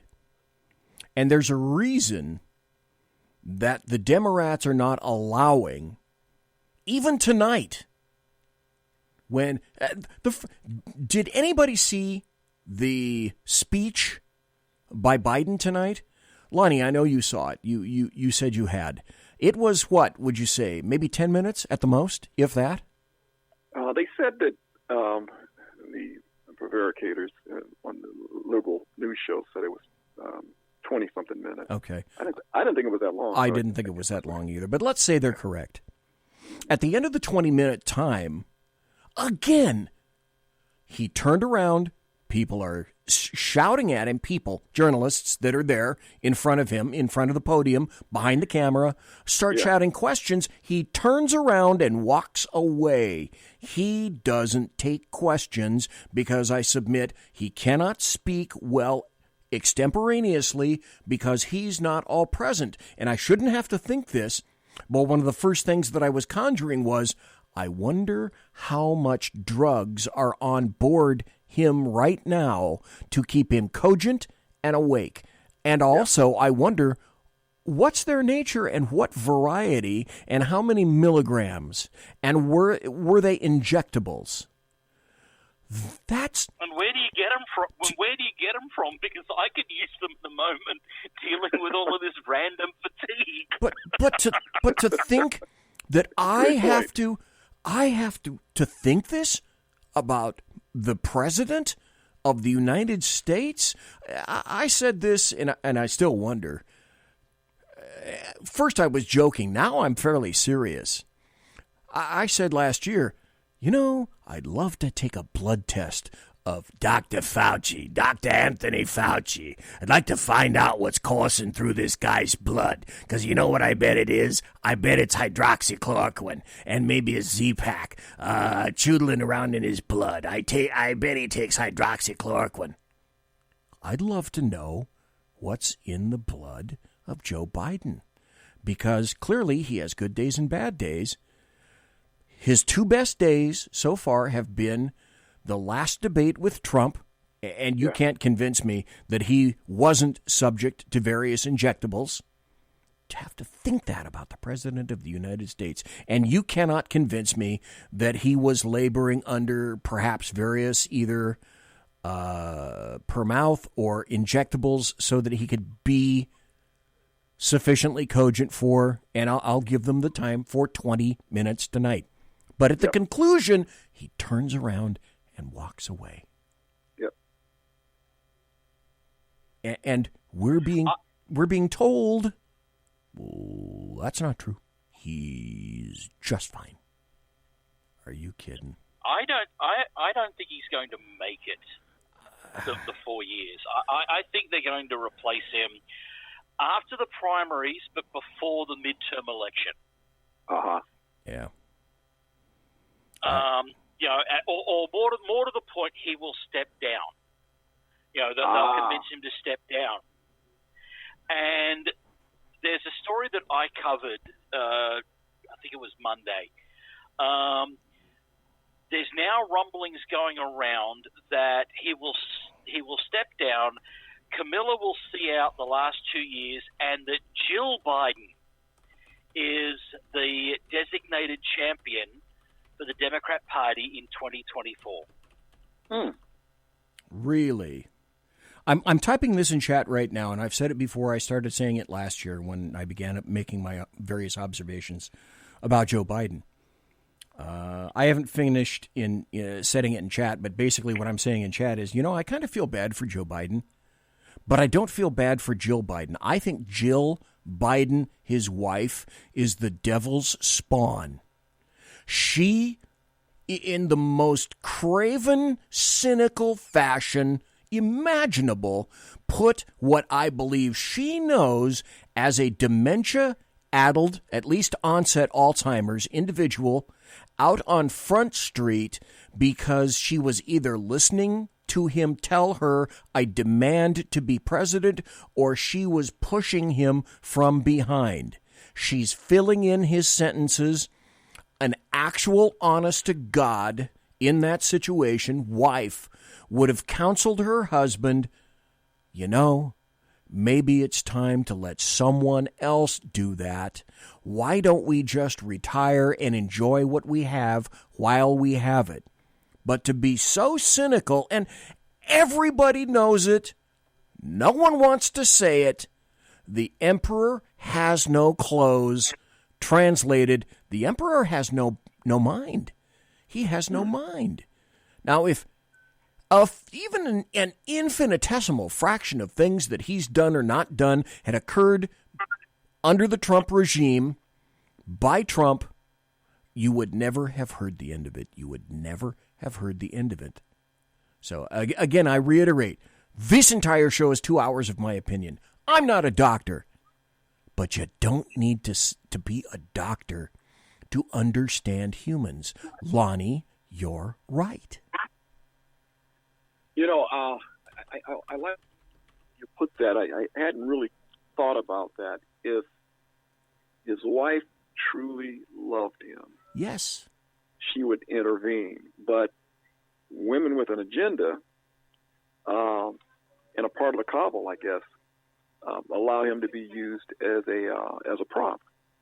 And that's really interesting because, when I think of the important women in my life, women that I've watched from my youth growing up, and my grandmothers, my mom, and other women, and women that have been involved in my life, I can't imagine a woman who really said that she was about my best interest and loved me, allow me to go through that, because this can all completely bamboozle on them and blow up in their faces. Oh my God! Yes. If you to fall apart in front of a camera, and that's a good. That could happen. It's Lonnie. It's not that far, I sadly think, from happening today. Now, if and when that happens, what will the rest of the media and the other nations do when they realize, all the things he's been pushing in, to date, 51 days, right, was that him? And if not, who is running the store? Who is doing it? Leslie is in chat right now. Leslie made a very interesting observation in chat. She says, Biden has the same look of absence my precious mother has. And so I asked back to her, I said, your mother has Alzheimer's? And she says, yeah, she does. So she knows what this looks like. And again, she's not a doctor, but I don't think anybody with any human intuition whatsoever cannot help but see the huge chasm, the difference between the mental fecundity of Trump versus Joe Biden. Yeah. And nobody wants to talk about it. The emperor has no clothes. You're being gaslighted. Do not believe your lying eyes. I got about 2 minutes before the bottom of the hour break. I got to get this story in. Because this is Schadenfreude. And folks, if you don't know what Schadenfreude is, look it up at your Funkin' Wagnalls, SCHADENFREUDE, Schadenfreude. This is it. This is from the Bay Area of San Francisco. Here in California, always spell it with a K. I'm just going to read the headline because that's all you need to know. You guys know what's going on in San Francisco, right? There are poop pamphlets to get you around the piles of steaming human poo and excrement in San Francisco. That's at what point San Francisco is right now. Here's the headline. KPIX 5 reporter robbed at gunpoint while covering car break-ins at San Francisco's Twin Peaks. Yeah, I'm not making this up. Be right back after this. Conservative media done right. You're listening to the SHR Media Network. Southern Sense is conservative talk with Annie, the radio chick you bellows as host, and C.S. Bennett co-host. Informative, fun, irreverent, and politically incorrect. You never know where they'll go, but you'll love the journey. Annie is a top conservative host on Top Talk Radio and features some of the finest guests packed with important politicians and newsmakers. Listen every Friday, 3 to 6 p.m. Eastern, noon to 3 Pacific, on the SHR Media Network. Remember, Southern Sense is common sense. Hey, are you guys listening? This is Shannon from Right Way with Shannon and Mike in the AM on SHR Media. I know you've been wondering where we are and what's been going on. Well, folks, that's right. We're back. So please join us 7 to 9 a.m. Monday through Thursday on SHR Media, on Spreaker, iHeartRadio, and Spotify, and Facebook Live at 11 a.m. on Right Way with Shannon and Mike in the AM at Facebook. You don't want to miss a minute. We've got lots of guests, lots of segments, and lots of interesting things. And let's face it, there's nowhere for you to go, so you might as well tune in.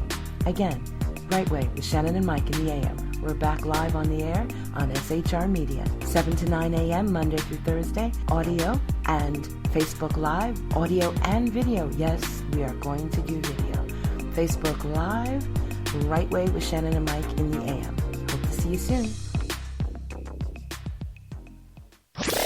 Conservative media done right.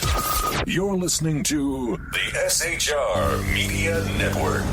And we're back. It's the final half hour of the show. Thanks, everybody, for being here tonight. I greatly appreciate it.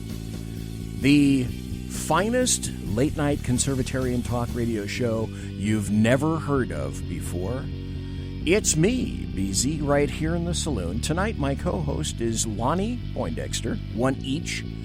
So, thank you again, Lonnie, for being here. I greatly appreciate it, sir. Thank you, brother. And also calling in with his medical magic is Jack Alexander, and I appreciate him being here. Like I said, I got about 28 minutes left. I still have time. I didn't think that I had this many happy stories, but apparently I do. This also came out. This is from conservativebrief.com. Another clearly happy story. Supreme Court rules states can charge illegal immigrants for ID theft. And the case argued was, well, they're not citizens, so they can't be charged. Well, the Supreme Court took on that case involving what they call undocumented, illegal aliens, undocumented workers, and ruled that illegal aliens who steal Americans' social security numbers can be charged with a crime. As far as I'm concerned, oh, hell yeah. That's a grand thing. And then another case that just, let's see, when was this? A couple of days ago, but I just became aware of it today. Again, an assload of schadenfreude is being writ large all across the fruited plain, and nobody's picking it up. But I do it because that's what I do here. This is from lawofficer.com. Minnesota politicians redefine the use of force. Bordering North Dakota, now if you don't know, let me give you a little bit of geography here. In the U.S. of A., Minnesota sits to the right of North Dakota. North Dakota is west of Minnesota, and their borders touch, if you weren't aware. So Minnesota politicians redefine the use of force, and North Dakota, which borders that state, North Dakota police decide that they're going to withdraw assistance. Because here's the truth, North Dakota police officials they've wisely decided that they're going to protect their own. North Dakota law enforcement agencies say they're no longer going to assist other agencies from the bordering state of Minnesota after Minnesota lawmakers passed stringent use of force standards outside established U.S. Supreme Court law. The change in Minnesota law seems to have led to an immediate unintended consequence, less assistance and support from North Dakota agencies along the border of the two states. There would have been a time, I'll stop right there, because that's as much as I'm going to discuss this story. Let me say this. There would have been a time maybe before 2015 or 2014 when I would have looked at this and said something similar to, I don't know, that's really pushing it. You're saying you're not going to cover your fellow law enforcement brothers and sisters. In 2021, I say, oh, hell no. I'm not letting my law enforcement personnel, because they're mine and they belong to me. They are my brothers and sisters in this state, and I, as a law enforcement administrator, I'm responsible for them. I would not submit them to that kind of scrutiny or exposure to suit or criminal prosecution. Oh, hell no. Lonnie Poindexter, thoughts?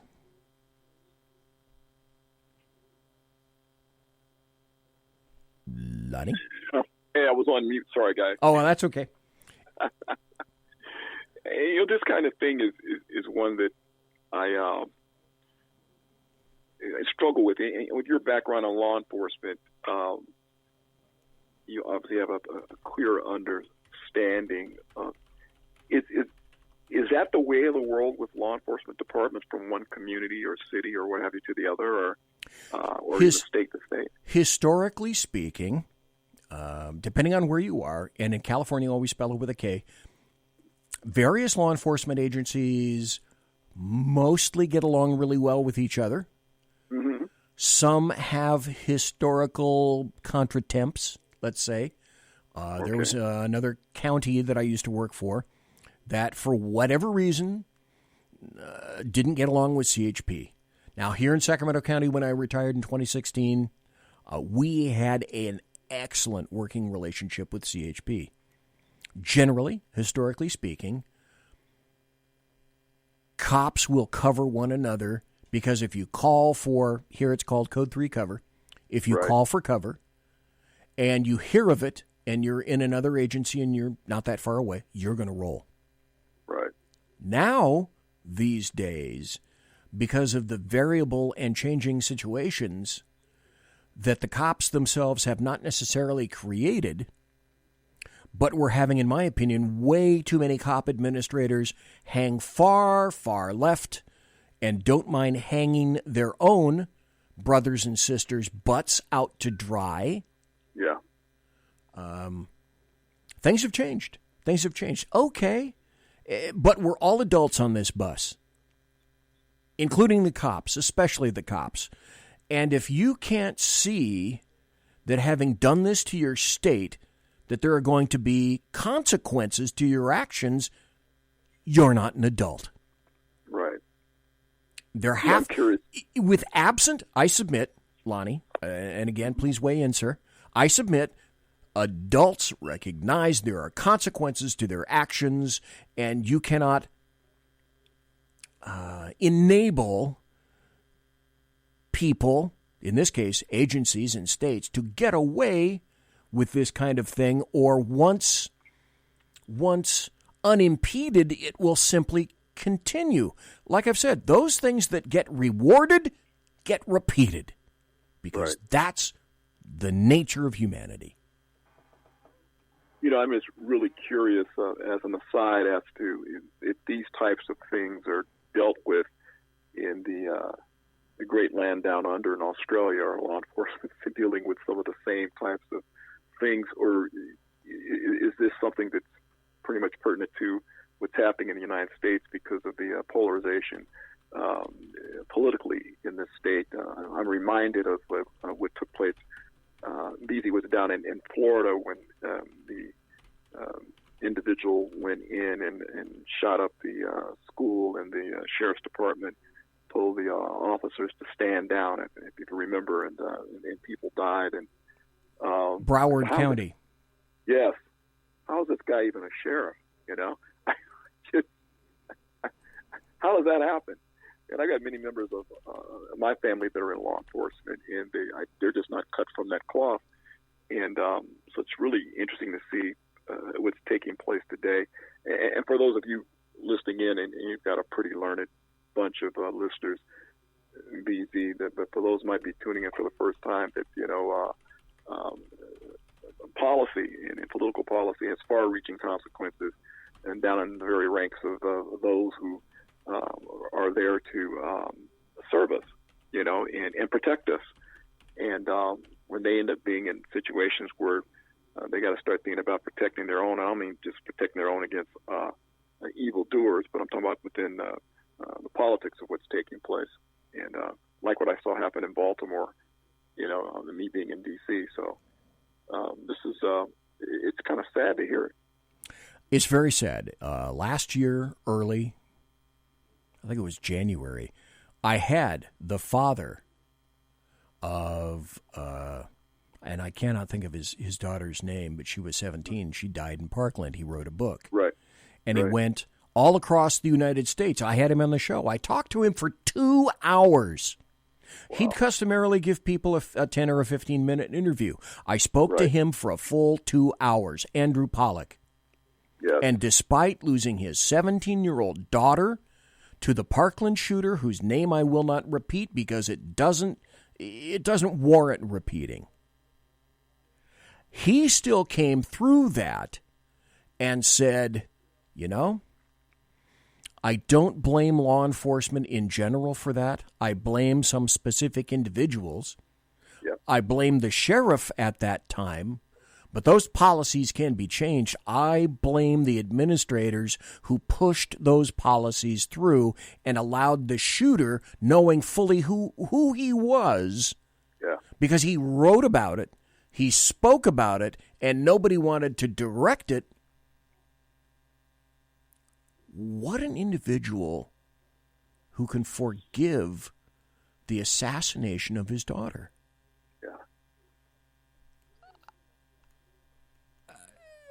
An incredible man.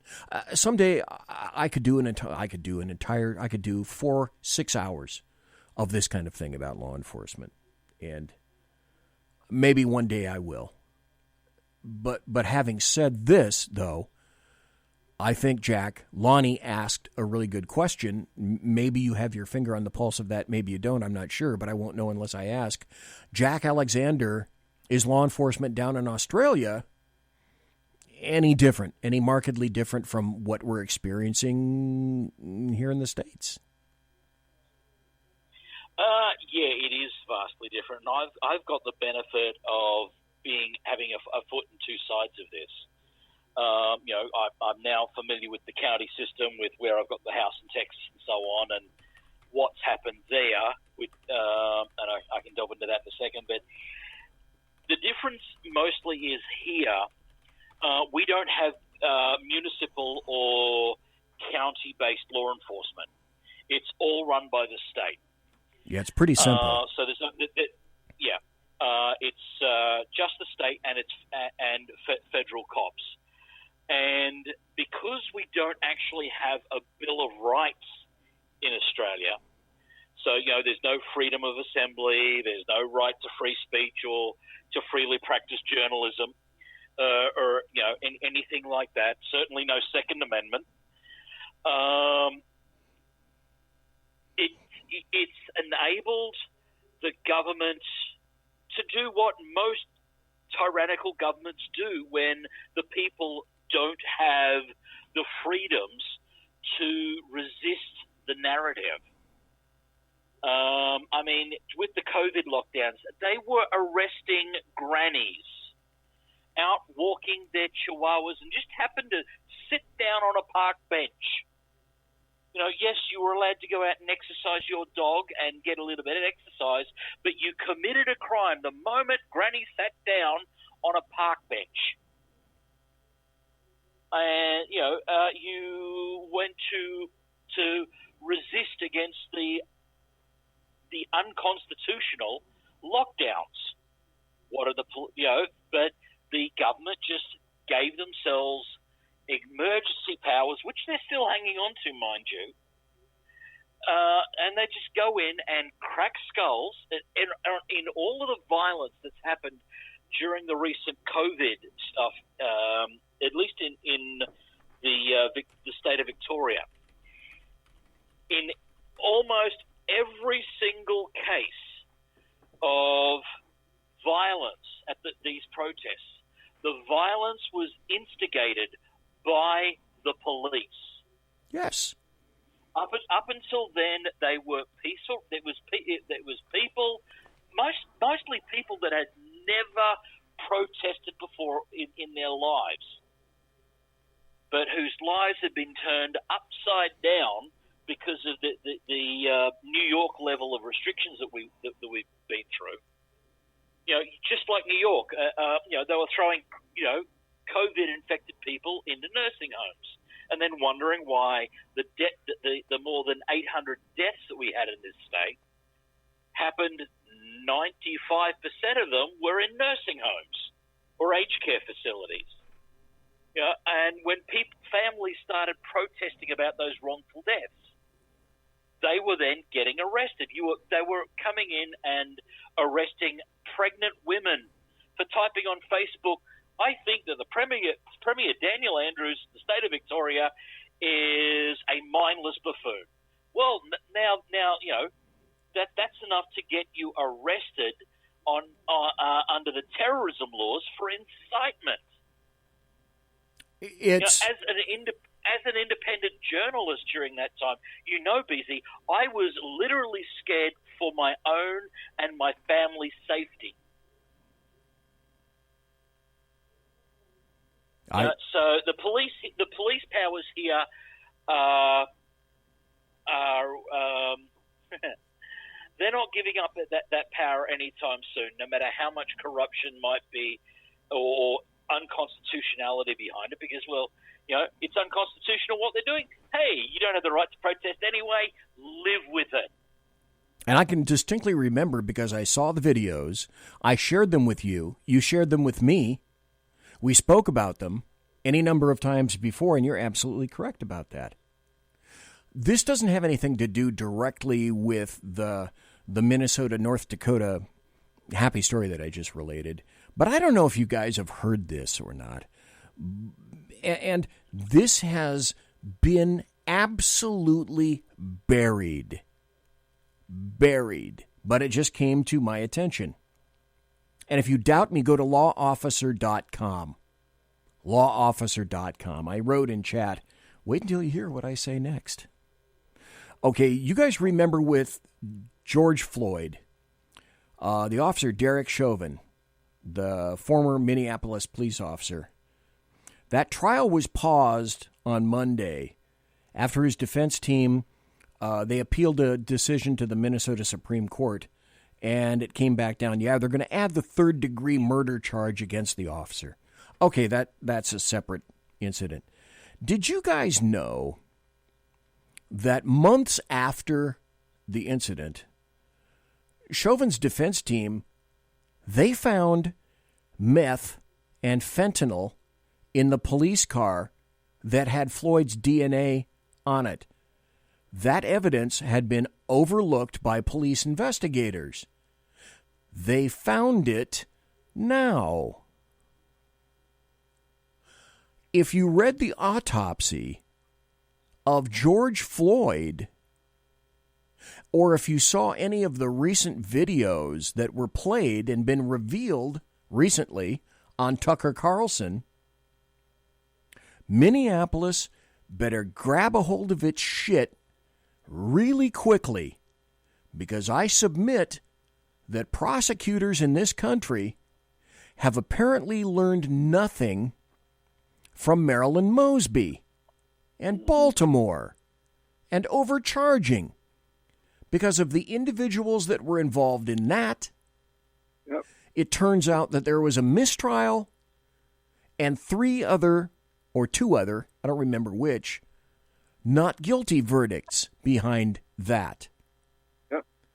I submit you'd better cock your hat and get prepared for the fact it's not impossible for a jury, parenthesis, who the hell would ever want to sit on that jury, end of parenthesis, another parenthesis, and that's the point, BZ, to make sure that nobody would want to, end of second parenthesis.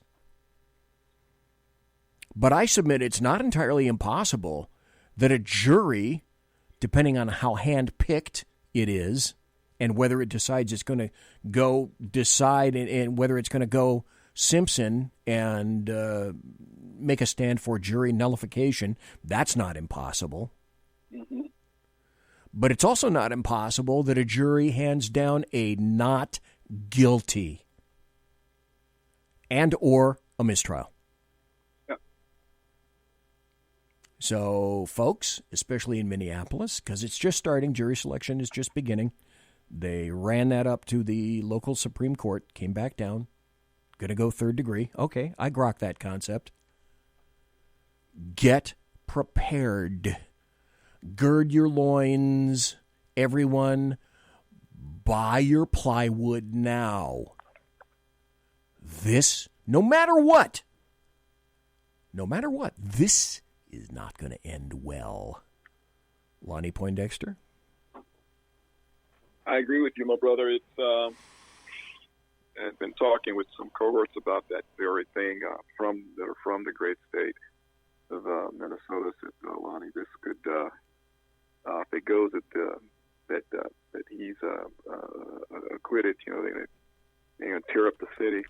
And then you have, as you mentioned, Mosby, what she did in Baltimore with the overcharging of the officers, and what it did to that city that they're still trying to recuperate from. Right.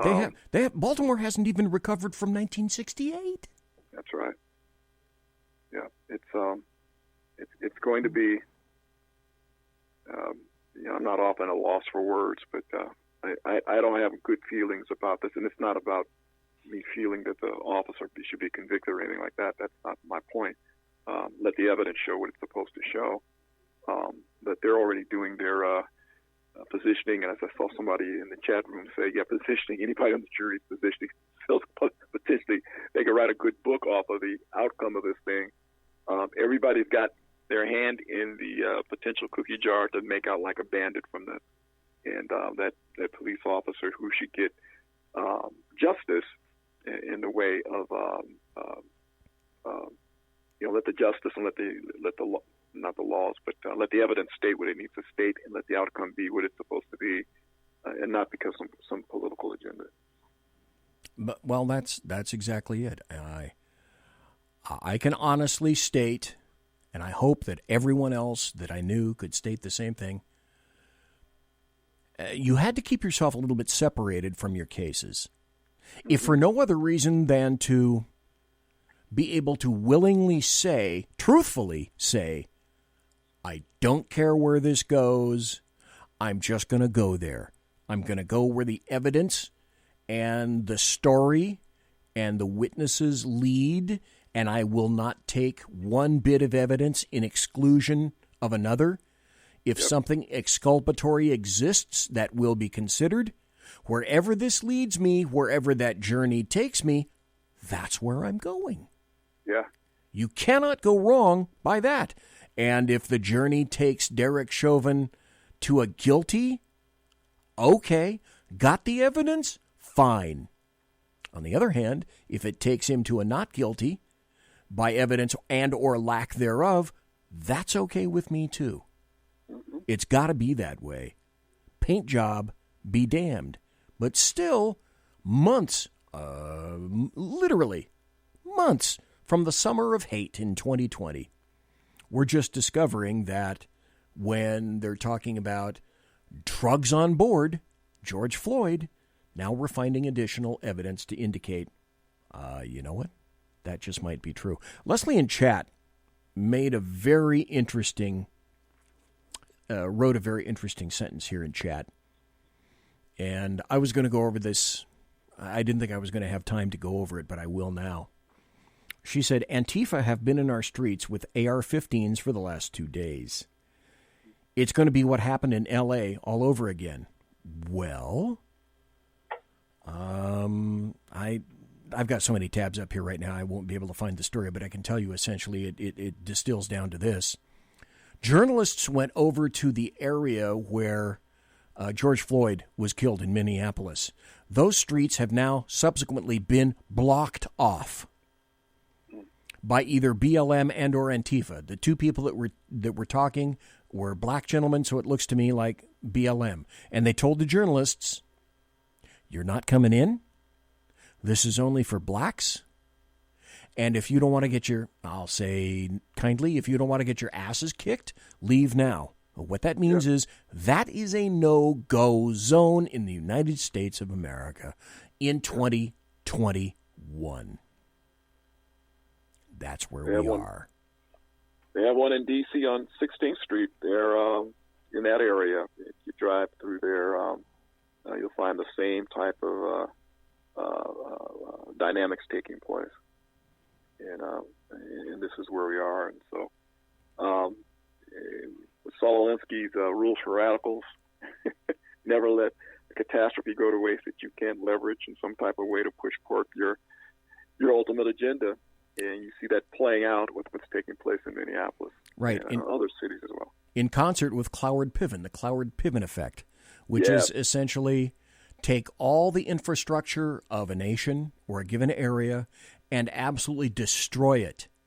Yep. You ever heard of the phrase "build back better," folks, on the Democrats? That's what they're talking about. That's a phrase that comes from the Cloward-Piven effect, which is stress the infrastructure and the system so badly that it completely falls apart. Then you build it back the way you want, not the way it was, but the way you as a leftist want it. That's what's occurring today. I got 5 more minutes left, and I'm not going to hold anybody overtime, and I'm not going to do overtime. I want to get to the one story that I absolutely had to get to before we leave tonight. This occurred, let's see, today's the 11th, except it's the 12th tomorrow on the East Coast. This occurred yesterday, and this is from the New York Post. The headline is, New York school encourages kids to stop using words like mom and dad in an inclusive language guide. And when I read that, I'll be the first to tell you, and I've told you this before, I don't have any kids. None. Zip, zero, the null set. The only kids I have fur.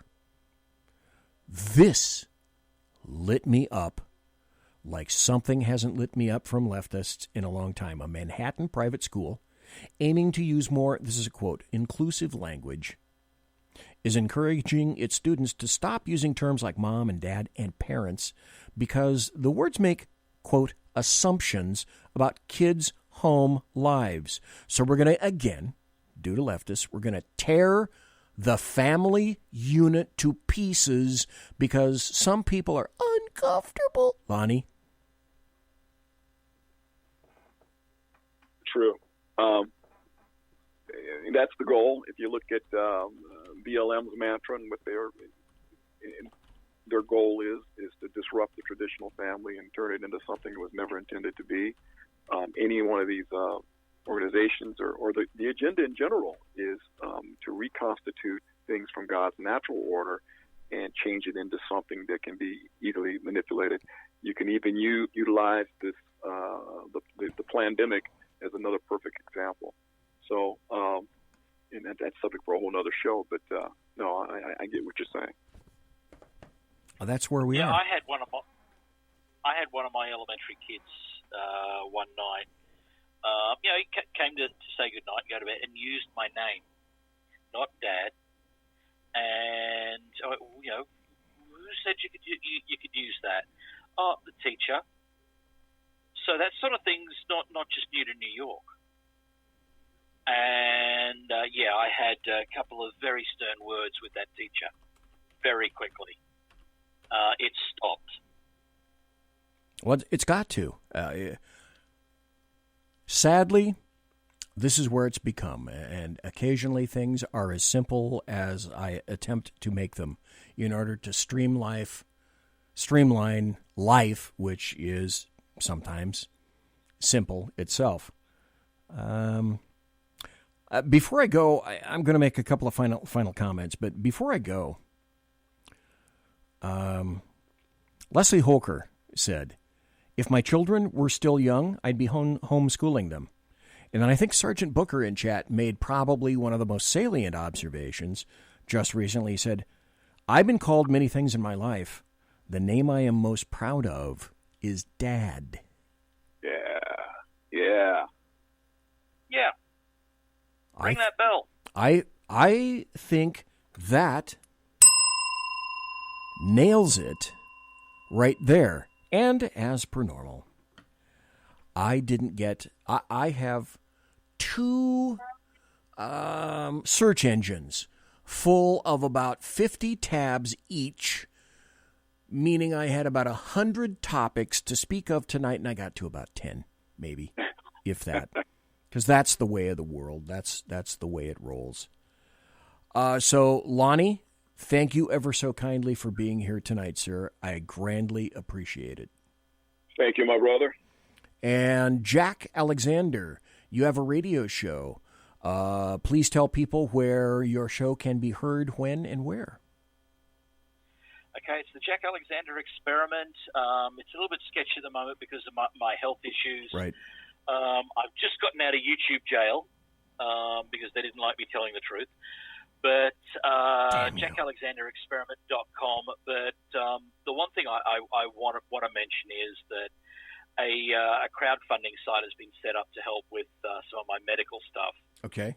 And that website is www.givesendgo.com/JackAlexander.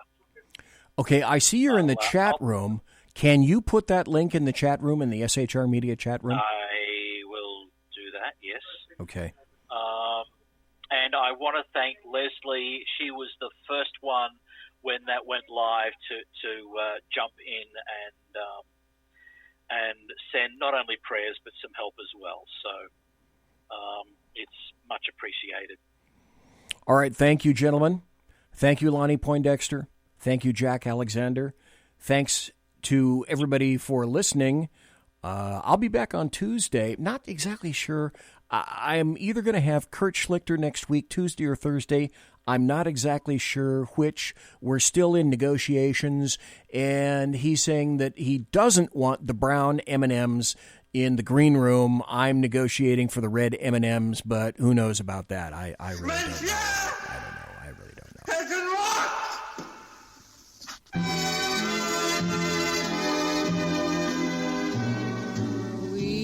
So, ladies and gentlemen, boys and girls, children of all ages, thanks for listening to the Bloviating Zeppelin's Berserk Bobcat Saloon radio show, live and direct right here on the SHR Media Network.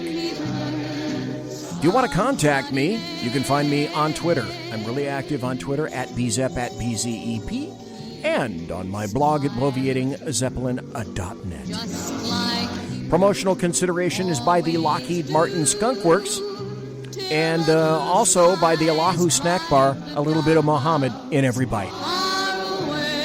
Tiaras are by My Little Pony. Thanks to my personal KC-135 Kettle One refueling team, with whom I shall be consorting in less than an hour. Take that to the bank. Thanks to Lonnie Poindexter for being here tonight. Thanks to Jack Alexander for being here tonight. Thanks to everybody in the SHR Media chat room. Thanks to you for being in the Facebook chat room and or the YouTube chat room. I'm sorry I don't have enough fingers to manipulate that. Thanks to everybody listening live, listening in podcast. Thanks to the American Trucker. You keep America moving now more than ever. Have a great weekend, everyone. God bless. Take care. Be safe. Everybody quiet down now and get some sleep. Good night, everybody. Good night, Mama. Good night, Ben. Good night, everyone. Good night, Mama. Good night, Daddy. Good night, children. Good night, Daddy. Good night, Elizabeth. Good night, John Boy. Good night, Jim Bob. Good night, Jim Bob. Good night, Jim Bob. What's going on? I was asleep. What's everybody doing? Good night, Jim Bob.